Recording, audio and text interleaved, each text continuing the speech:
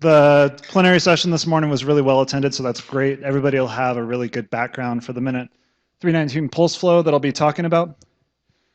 So what I'll be talking about is some work that we were able to do with Sonoran Institute kind of in preparation and follow up to the minute 319 pulse flow this last year and work that will be ongoing.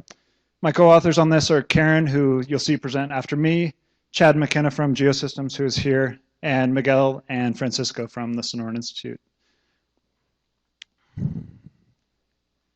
Uh-oh, good start. It's probably just off. It's just off, okay. Good, yay, okay. So this chart was shown earlier today just to recap the historical deliveries of water to Mexico. And as was pointed out earlier, the different dams that were installed on the Colorado River held flow back in the US. And now, well, for the past while, the treaty obligation, the 1.5 million acre feet, has been delivered to Mexico, more or less with the exception of some really wet years, some nice El Nino events. Just show this again to put the context of the minute 319 pulse flow into scale.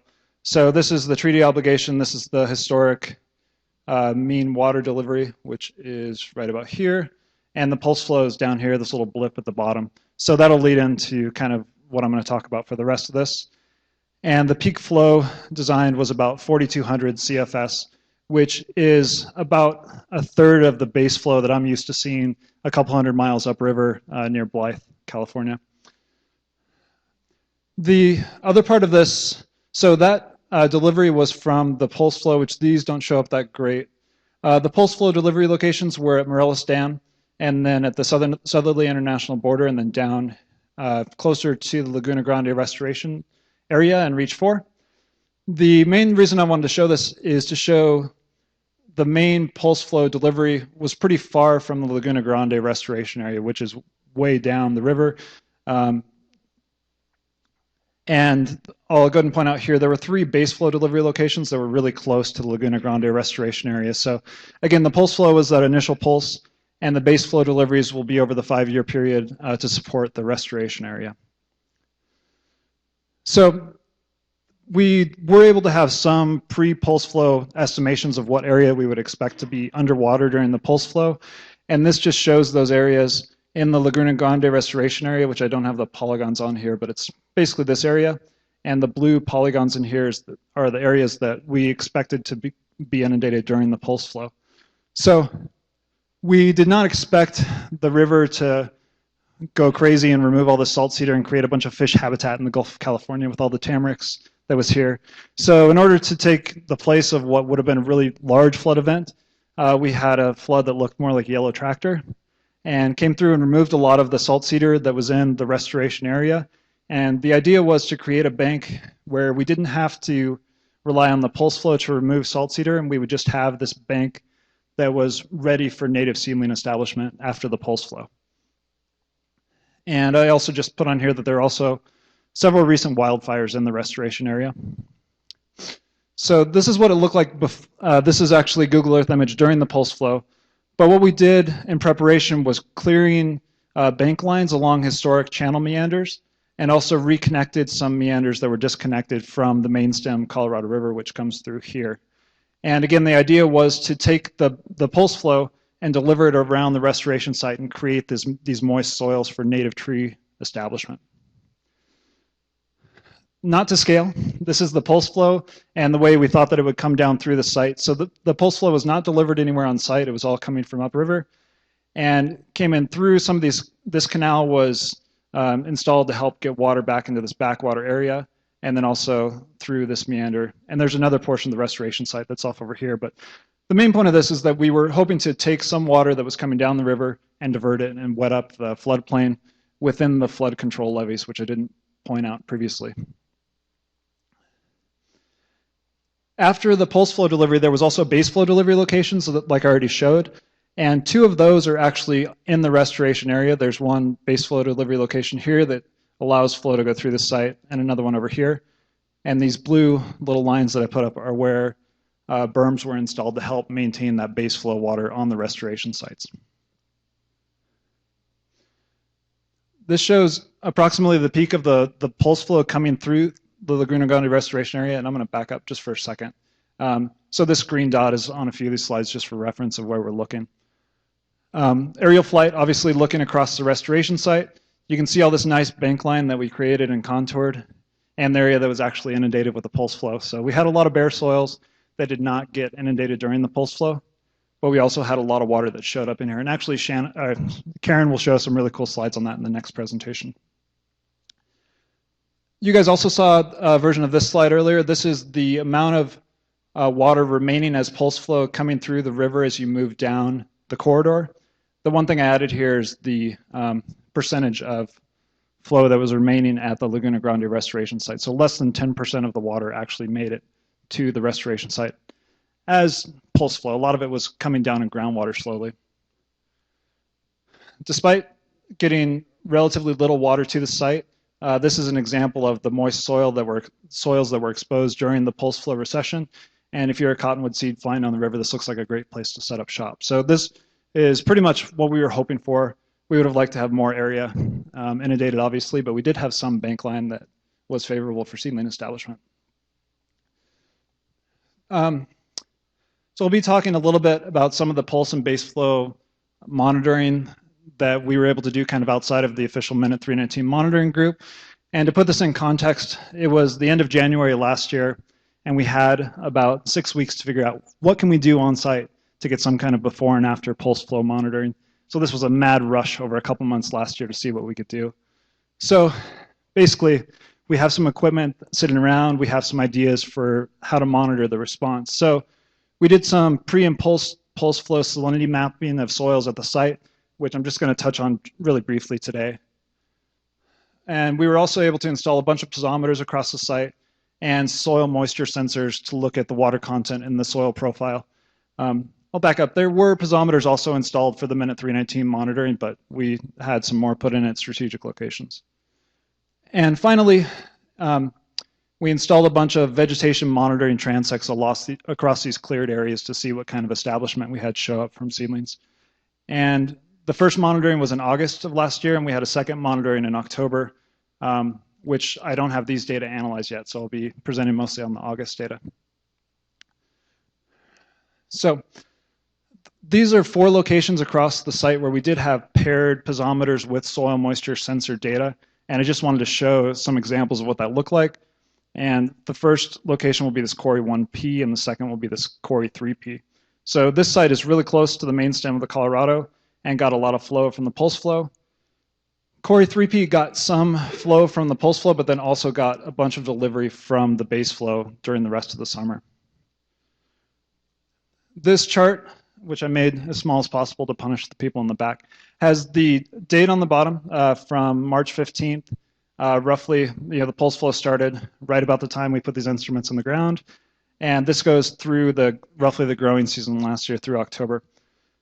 There are 3, I'll back up. So up on top, these are the periods of, roughly the periods of native seed dispersal for cottonwood and willow, and then salt cedar, which basically disperses throughout the summer down on the delta. Okay, the 3 series that I'm showing on the chart show, the green one is the depth to groundwater at this piezometer. This is based on the reference level, so this is before the pulse flow started.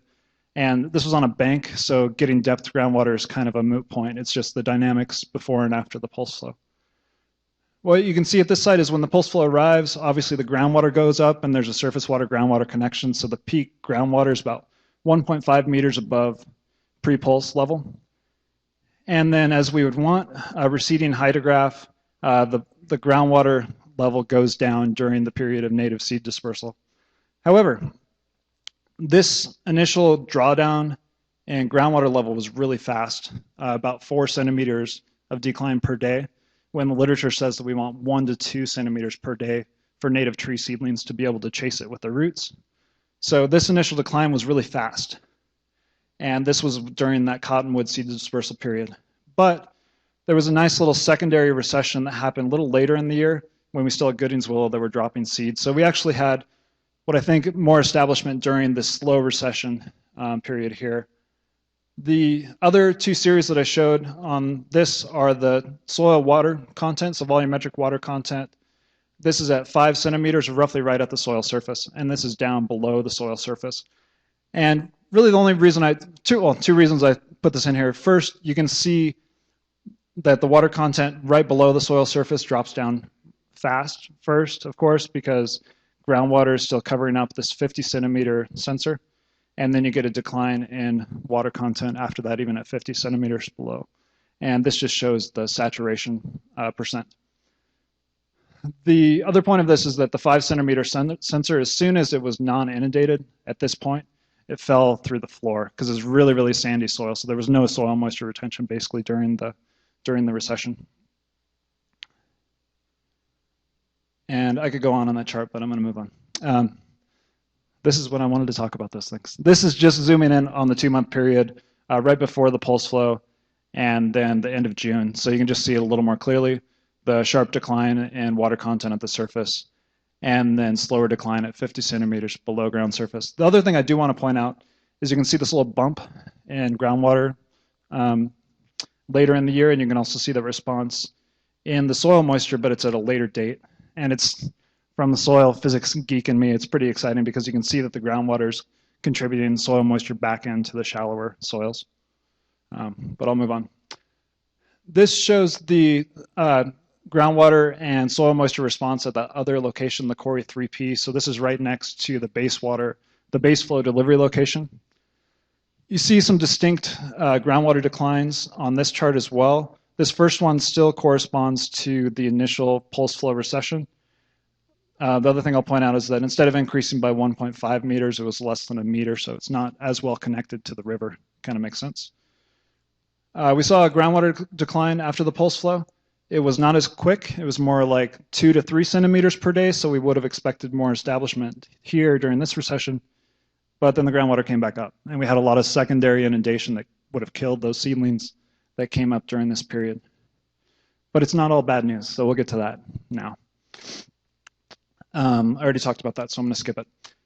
So we wanted to be able to monitor the vegetation response in these cleared areas. So what we did is throw down a bunch of vegetation transects in GIS. And the cleared areas are not on this, but you can see that they were just across the meanders, the areas that were cleared of native or of non-native vegetation. And we just wanted to see what the establishment rates were. The other thing that shows up in this figure are 4 transects that were put in areas that were inundated during the pulse flow, but were not cleared of salt cedar before the pulse flow arrival. And then finally, 6 transects that were found out in the middle of salt cedar that was not inundated, just for a comparison. The design of it looks something like this. The cleared inundated area is close to this meander that was excavated, obviously. We had a line that was put down, and I think that was mentioned earlier, but in the Minute 319 monitoring, they had a 1 meter wide transect to look for seedling establishment. We wanted to be able to compare those results as well, so we had 1 meter transects, but we also wanted to expand it to 4 meters just so we had a better chance of detection. I'll mention this also because it's relevant for the slides after this. The one thing we did not monitor out to 4 meters is salt cedar, and you can probably guess why. There was a lot of salt cedar that showed up, so we were able to stick with that 1 meter transect. This is an example of the vegetation response after the pulse flow, really close to Corey 3P where the base flow delivery location was. And this is just running the belt transect, so you can kind of see the line here and the 4 meter bar extended out and just counting seedlings on that.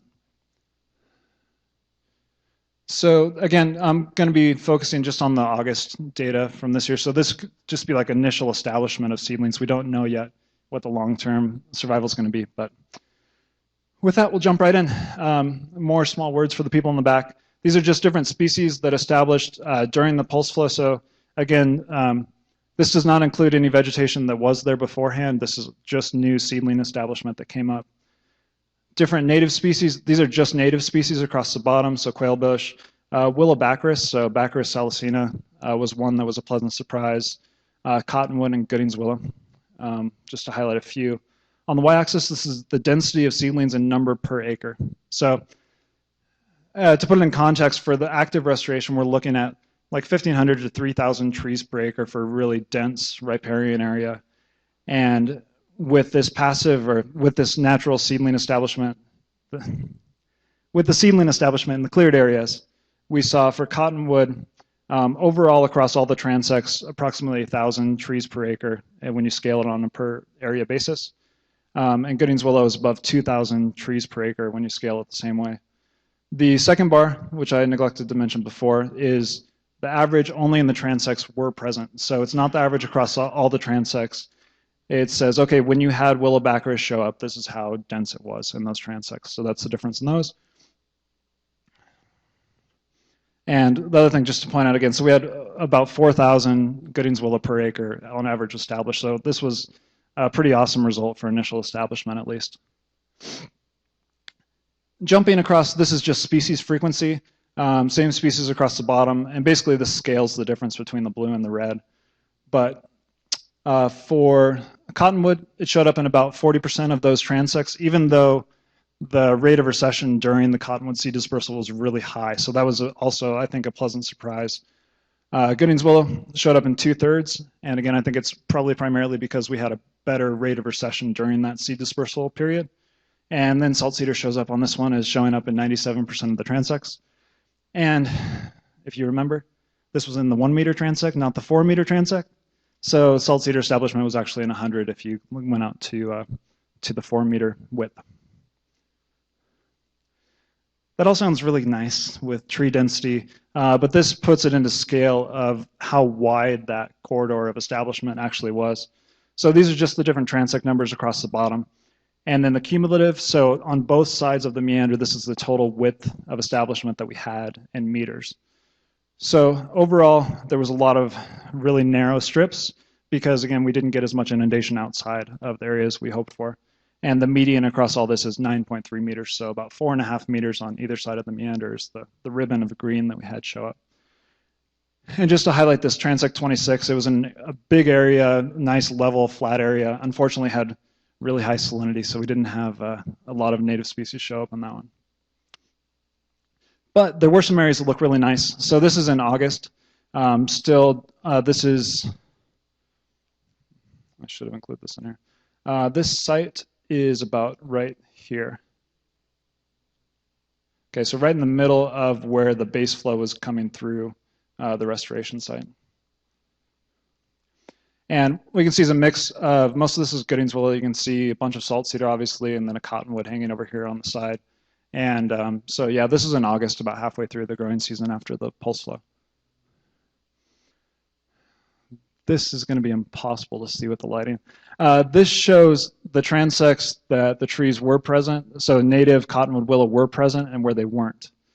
And this is, yeah, the lighting's not very good for this. So all the blue transects, which all these are blue, all those are blue, are areas where we had native trees show up. This one transect is the exception for this lower area. This other section, the Herradura, the horseshoe, we did not have very much seedling establishment. And I think I'll go to that here. So I mentioned this kind of in passing before, but we did a bunch of pre and pulse flow, post pulse flow groundwater, or sorry, soil salinity mapping. Okay, thank you. So this just shows the estimated 0 to 4 foot. So there's a composite soil salinity value from the surface down to 4 feet below ground surface. And the EC, so the electrical conductivity in decisiemens per meter. So I'm really used to looking at these numbers now, but so according to the literature, the threshold value for mature cottonwood willow trees should be 10 decisiemens per meter. So basically anything in this yellow should have been dead, but it wasn't. And in the previous slide, you can see that, I mean, we had seedling establishment in a lot of these areas, even in the areas that were pretty saline. And so color in this too, but most of this is in the 10 to 20 decisiemens per meter range. All the blue is above that, so 20 to 30. So we would not expect to have seedlings in a lot of this before. And this is a prelude to what I'll have available sometime in the future, is the post-pulse flow salinity mapping that we're still working